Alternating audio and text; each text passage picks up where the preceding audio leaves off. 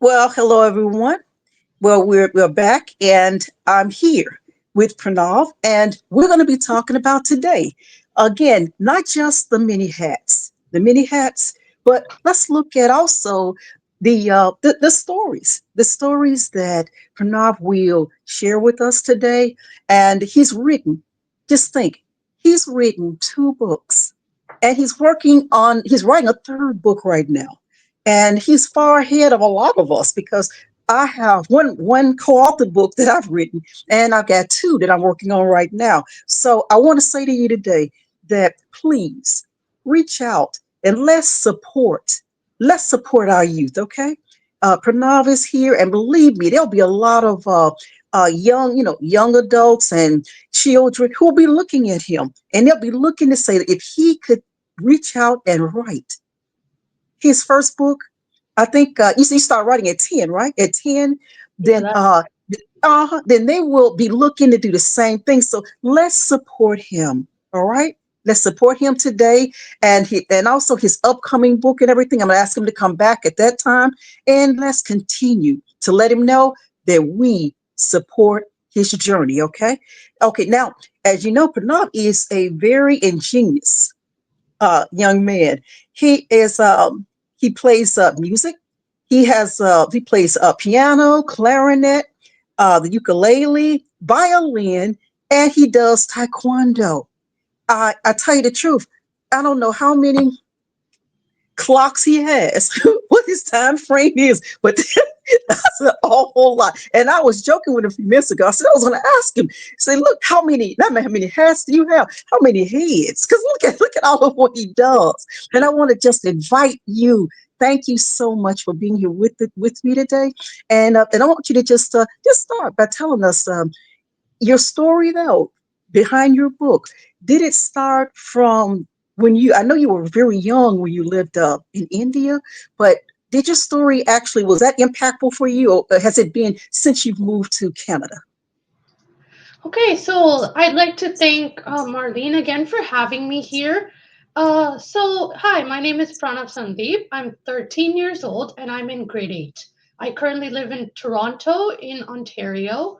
And my story started, yeah, like you said, a while back. So you asked me if living in India had an effect on like my stories. And to that, I say, sort of. Like my actual experience of living there didn't have much of an impact since that was when I was really young. I moved here when I was, what, 5 years old. So the experience itself of living there didn't really have an impact. But the cultural ties into my origins had a huge impact on my stories because oftentimes in school, I would feel like singled out because I'm the only Indian kid and everyone else is like Chinese or European or of other races. And sometimes I felt left out. So while being having being living in India for 5 years didn't really have much of an impact. I think that like being Indian itself had an impact on my stories. So let's talk about like what sparked my interest to write. So like mentioned before, I started writing when I was 10 years old, when I was in the fifth grade. So my love for writing sort of tied in with my love for reading. So from a very young age, I used to like reading a lot of books. I used to read a lot. And I was fascinated by how well people wrote books and how it made me feel like I was part of the book. I was living the experience itself. So that love for reading and like that passion made me feel, what if I wrote a book? What if I could invite someone else into a world that I imagined and they would feel like they were in my adventure? So that's what really sparked my interest in writing. So when I was 10 years old, I began working on my first book, Ricardo Brown and the Rise of Grimspain. Though when I started, I had a lot of ideas, but not really a compact plot, which is why it took me almost 3 years to finish the first book. So when I was working on the book, I immediately had a lot of ideas. I was inspired from my books. I wanted a supernatural element. I wanted kids to be the main character.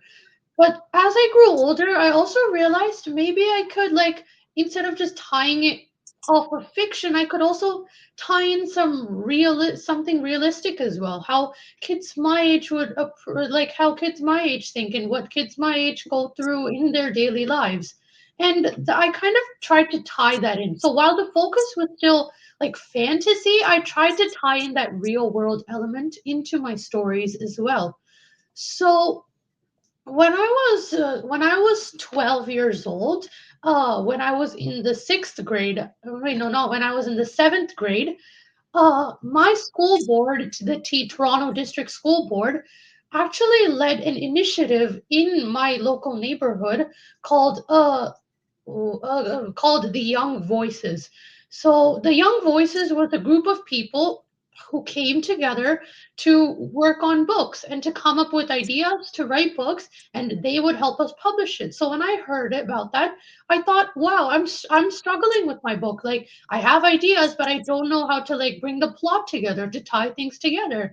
Maybe I should join. And let me say, it was really helpful joining that Young Voices group because they gave me a lot of insights and ideas as to how a book actually works. And I think that's one of the only reasons I actually finally managed to finish my book, because otherwise I'd still be like confused and kept on thinking about plot. So yeah, so that was my first book. So when I was in the Young Voices, I realized that it didn't have to be just one book, and I realized that I wanted to keep writing, and I decided to start my next book shortly after publishing my first one. So, as I had grown like 3 years older from starting my first book, my perspective slightly changed. So, when I was younger, I wanted my books to be more fantasy, like more hyper realistic and not really tying much into reality, because that was kind of what I the style that I like to write in when I was younger. But at 13 years old, that changed. And one major reason for that change is me starting middle school, because starting middle school was a big milestone for me, not only because I was going to a completely new school, but also because at first I didn't really feel like I belonged there, because I used to get bullied a lot at school, which is common in middle schools, unfortunately. But I was pretty sensitive about it, and I took that very much to heart. So I realized if I was going to write a book, why not I make it about somebody who's also going through a hard time like I am? So that's inspired me to start my second book. So while the events in my second book are totally fake, not at all related to my real life, I try to make the protagonist approach their situation in a similar way that I would approach the situation. So for my second book, I focused a lot less on like fantasy elements and supernatural elements, and less on like the situation and the premises of the story, and more on like the character development and how they experience the story, as opposed to the story itself, if you get what I mean. So that's what pushed me to write my second book. And to be honest, writing at that point also kind of felt like a sort of relief point for me, because while I was going through a lot at school, writing became my way to sort of like vent out and calm down and like return to a calm state of mind, because it became like my way to let go of my emotions and things that I was going through. So yeah, that's basically the story of my second book. And I published my second book sometime in September. I don't remember the exact date, sometime mid to end of September. And I felt like my second book was a lot better than the first one. Mm, Less big, not really because of the length, because not only because my second book was about three or four times longer than my first book, but also because I felt like the second book felt less uh like I was reading a story, like I was reading a book, and more like I was experiencing it myself. So I tried to picture how a reader would read the book. I asked a lot of people to read my books, like my parents and my relatives, and they all really liked it. And they said then I had put in a lot more effort than I had in the first book to make it seem like they were experiencing the story themselves. So that's why I feel like I did a lot better on my second book. So with that in mind, I'm currently working on a third and a fourth book. So my third book is to be third book is sort of like a continuation of my first book, sort of like a sequel to it, like a part two of it where it continues on. Because I realized that my first book didn't have to be standalone, and I felt like since my first book didn't really have a strong ending or a final part, I realized I could continue it on to a second part and turn it into a series, which I didn't really feel for my second book, because my second book at the end it felt a lot more like it was actually ending, and like a chapter of a person's life was closing. So that's my third book. About my fourth book, I'm trying to base it off more about my own experiences. So you tied in that you told the audience that I used to live in India until I was 5 years old. So for my fourth book, I'm planning to make a story about an Indian girl who moves to Canada. I I feel like that's a topic that I'm really interested in because it kind of explores what I went through moving to a new country. Of course, the girl in the story is much older than I was when I moved to this new country, but the underlying emotions are very much the same, because that sense of the sense of trying to make a new home and things like that is something that's common, regardless of whether you're a child or whether you're a teenager or an adult. So that's my fourth book. So I've kind of summed up my story of how my books came to be and the future of me and my writing. And yeah, I think that's about it. You are truly resilient. You know that. I'm sitting here, and I'm sure as the viewers are listening to what you're saying to me, they'll agree because what you started off. You said with the was it voices? The Yeah, voices, it was the uh-huh. Young Voices. It was a The young voices. TDSB collaboration with Arts Intersection Agent Court, and they came together to provide kids this opportunity. And see, that's great. And then you took it upon yourself to decide, I think I need to do this. You thought about it on your own, didn't you? You decided you wanted to write. And I want you to think about this. Just like Voices was impactful for you, think about the impact that you're having right now on youth. Had you thought about that?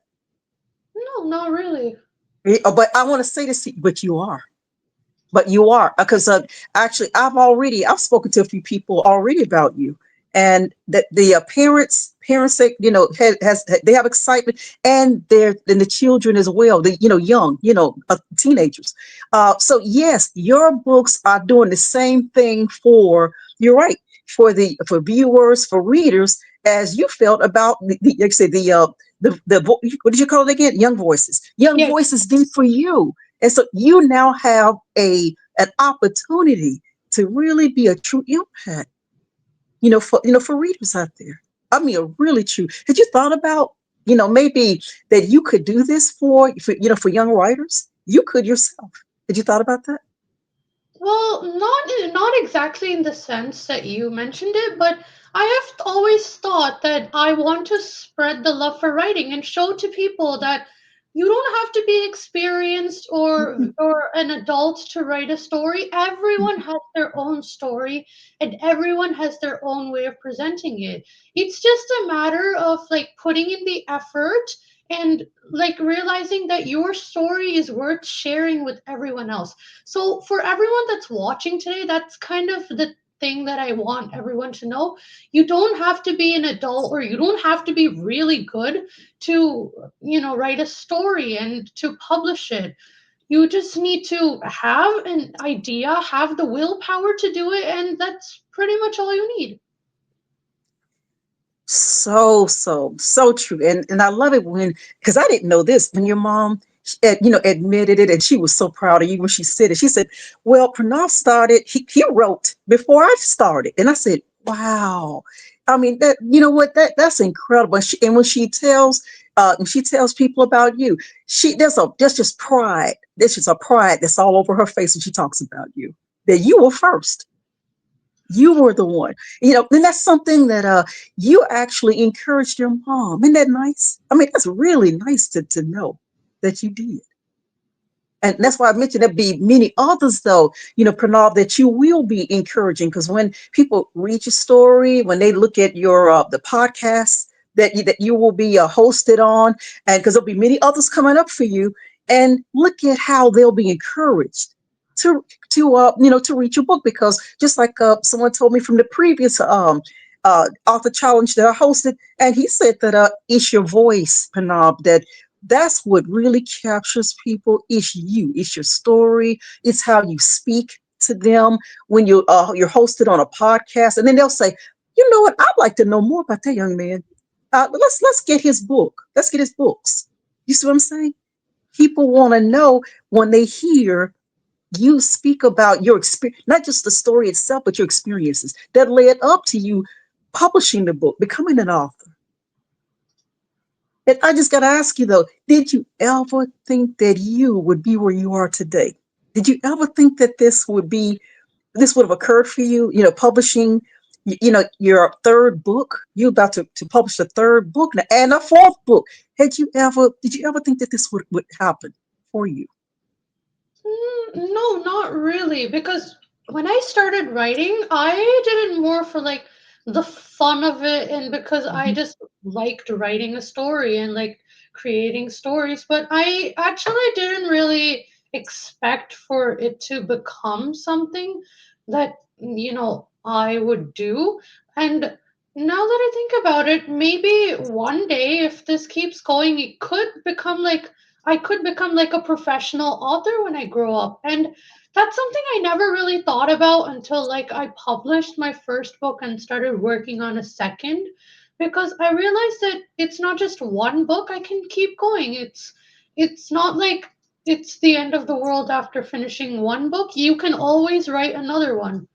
So, yeah, I didn't really expect for writing to become a really big part of my life, but it did. Wow. And you know what? That's interesting because that happens with all of us. And as I was telling you and your mom, that I started with poetry years ago. That's what I started with. I loved writing, poems. And so, what I eventually did, though, Pranav, is I took the poetry and I turned it into actually chapters of a book.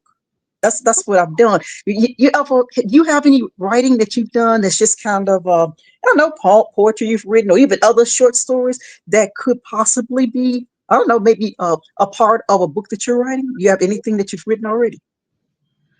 So, yeah, you're right. Maybe, yeah, short stories are also really important because not every story needs to be long. Like, as long Mm-mm, as your story mm-mm. has a message or some sort of underlying theme that you want to get across, it doesn't matter if it's one page, 10 pages, or 100 pages.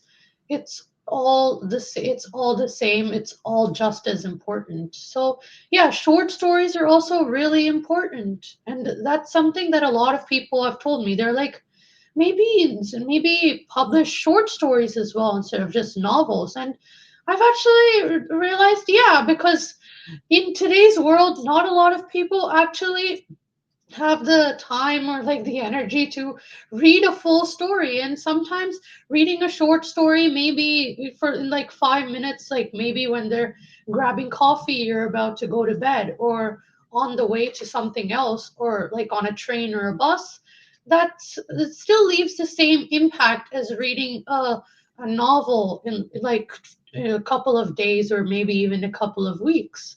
They're all the same because they're all stories that are worth sharing with everyone else. Mm-hmm. Mm-hmm. Had you thought about your book becoming an audio? Had you really considered that? Because that's a real good way, especially you how youth are, and they walking around or walking distance or riding a bike or whatever they're doing, and they're listening to you. Had you thought about an audio?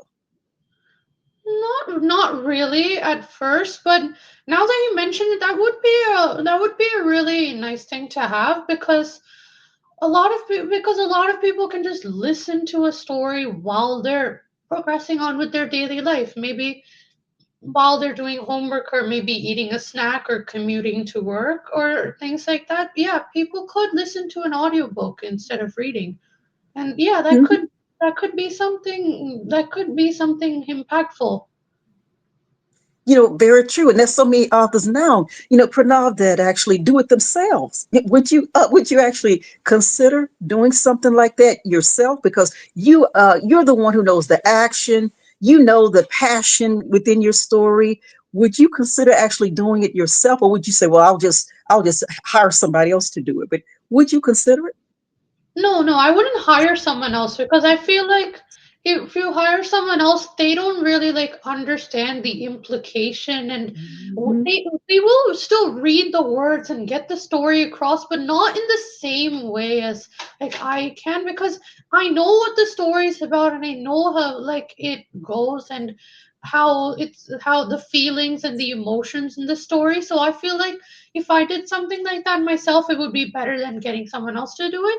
And that would actually be something that, now that you mention it, that's something I am considering doing, because what I want from my books is for it to reach a wide audience. And Mhm. as you know, not everyone's into spending a lot of time reading. Maybe they just want to listen Mhm. or read on their phones while they're doing something else.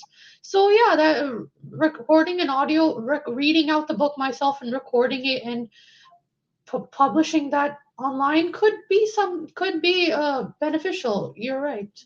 Y- You know what? Absolutely. And what you said, that would truly be the benefit. And it would definitely monetize your book, more so than just the regular sales, because audios are really peaking right now, Pranav. I mean, they are taking off. And that's one thing I'm looking at doing for my own book is I definitely want an audio because I enjoy reading, but I enjoy audios too. And I love authors who step up and actually take the role themselves. I love that because they are the ones who they wrote the book. Yes, you're right. Uh-huh. So And that passion that you have, that passion can be exemplified in the book. And then that would really help people to say, I really understood it more because of the way he said it and how and his tone and everything. It helps them to imagine what it is that you're describing. It helps. yeah, it does.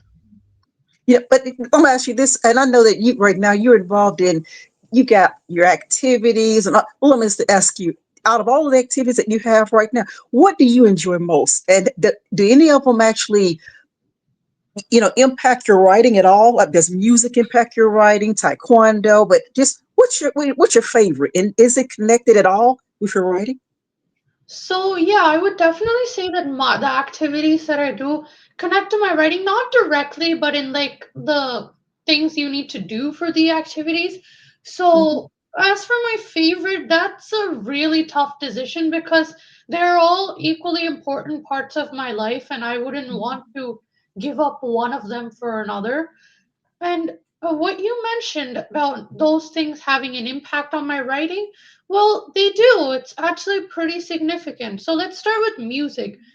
So, as I've learned the hard way, music is all about repetition and gradually improving, because with anything, especially with anything, it takes a long time to like go from beginner to like being an expert. And I wouldn't say I'm an expert in any of the things that I do.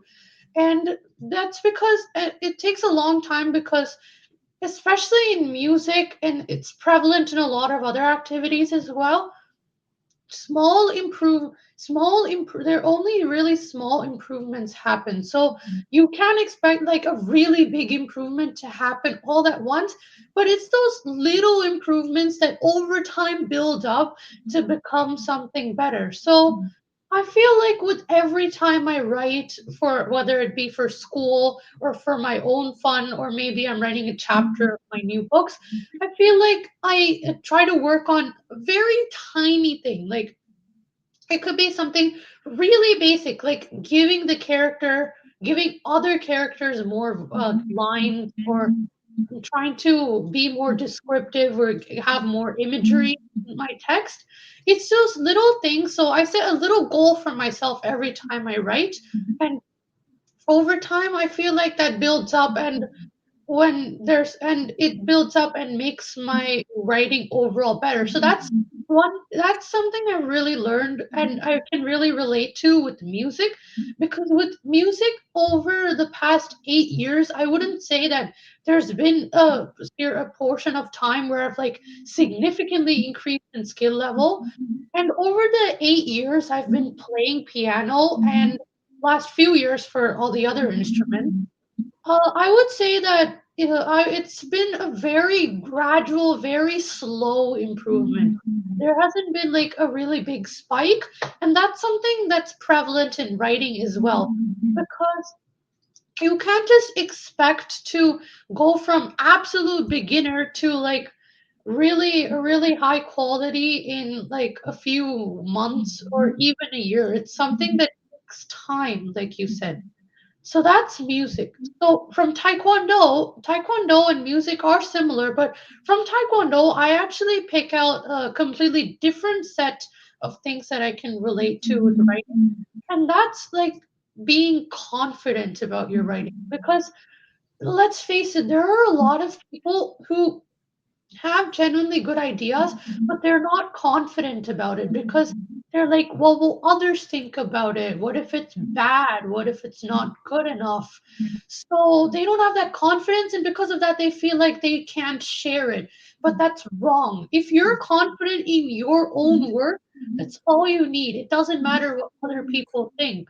So Taekwondo is all about confidence. So in last June, I got my first degree black belt, and from what I can remember from that black belt test, it was really nerve wracking, and I was like really afraid because everything had to be perfect. But then I remember what my Taekwondo master had told me, that you gotta calm down. Even though it's scary, just calm down, be confident, you know what to do, and just like don't even think about it, just do it the way you know how to do it. And that's I think one thing that really helped me, and I think that helped me pass my test, and that's something that really helped me get to where I am today. Because if I hadn't been confident enough to step up, to write a book, to publish it, to get myself out there, I wouldn't like get the attention of so many people, and I probably wouldn't even be here today on this podcast. So that's something I really wanna show and extrapolate, because being confident in yourself is something that's really important. And if you're confident about yourself, like I mentioned before, you don't need expertise. You just need the idea and the willpower and the confidence that what you are doing is good enough for not it doesn't matter if it's not good enough for someone, but it's good enough for you. And it's good enough for you that you feel confident to share it to the world. So from Taekwondo, the confidence element is something that I've really picked up.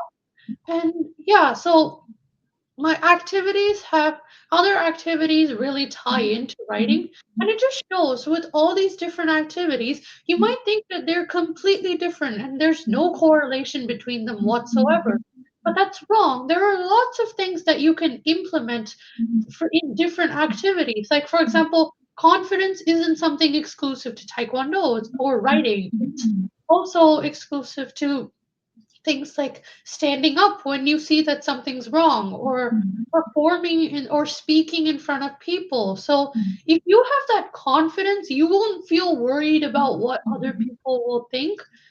And tying back to music, with those small improvements and repetition, you feel more familiar and confident in what you do.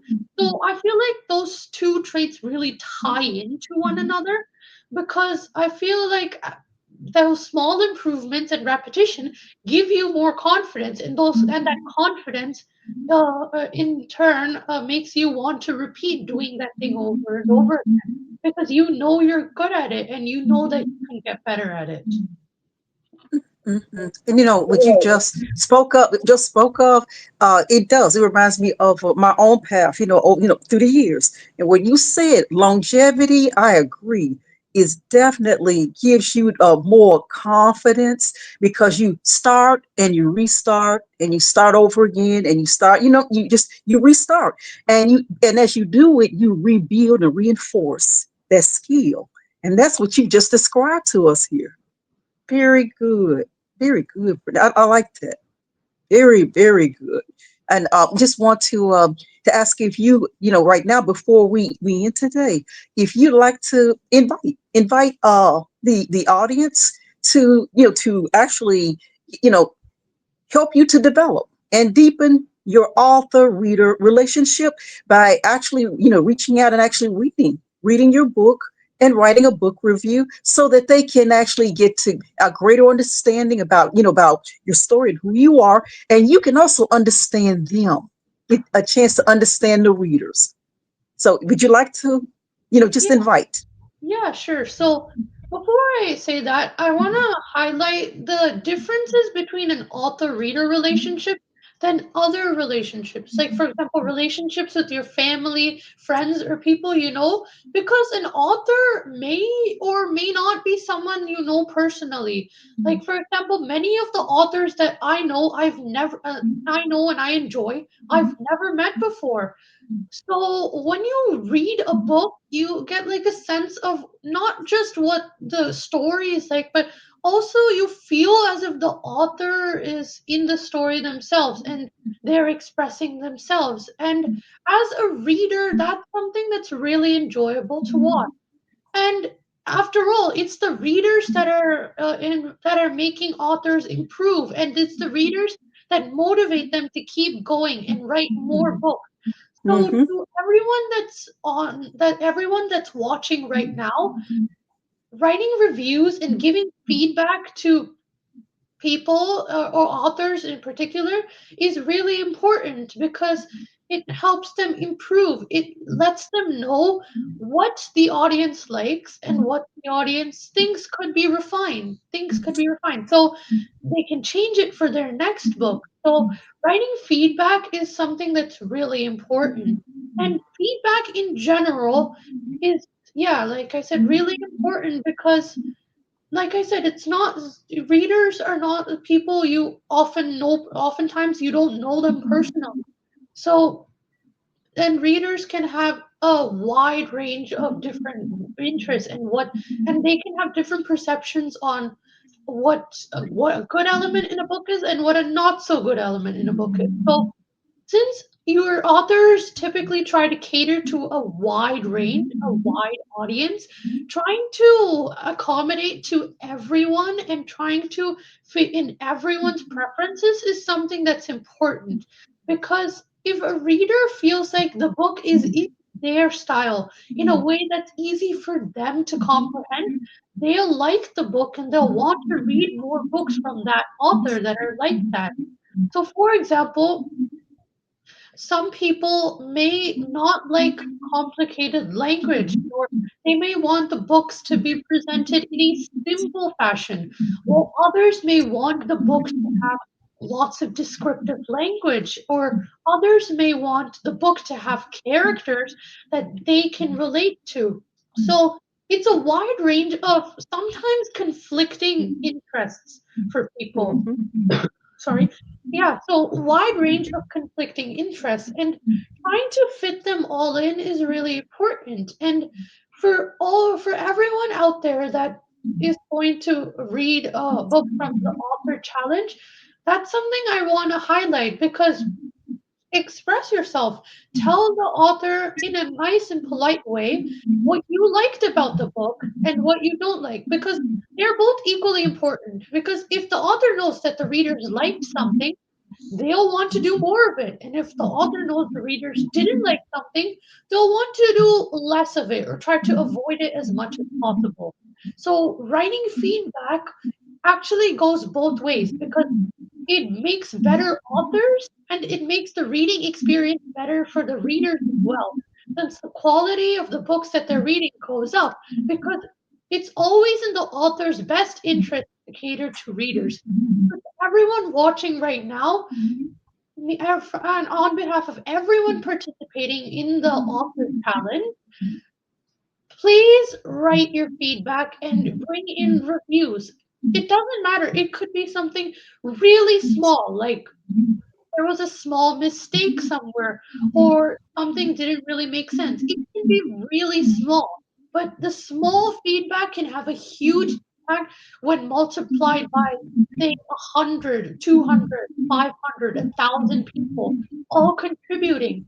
Because when authors receive feedback, like I said, they implement that feedback. That results in a better reading experience. So when by contributing feedback, you're actively contributing to make the books in the world better. Because, like I mentioned, it's in the author's best interest to cater to readers. So by contributing your feedback, you're not only helping authors get better, but you're also improving your own reading experience and making sure that authors write more books that you can relate to, like that more people can relate to. Well, I just want to thank you so much, for being here with me today. Pranav, I've really been inspired by you. I want you to know that. And I'm thanking the audience in advance for your support. And I know that you are looking forward to your support, for a prominent young author. And, he is prominent. And I'm looking forward to seeing where he's going to go. But thank you again for being here with us and for your contributions that you'll be making again to the author challenge. Thank you so much, everyone. And thank you, Pranav. Thank you for being here with me. Thank you for having me here as well.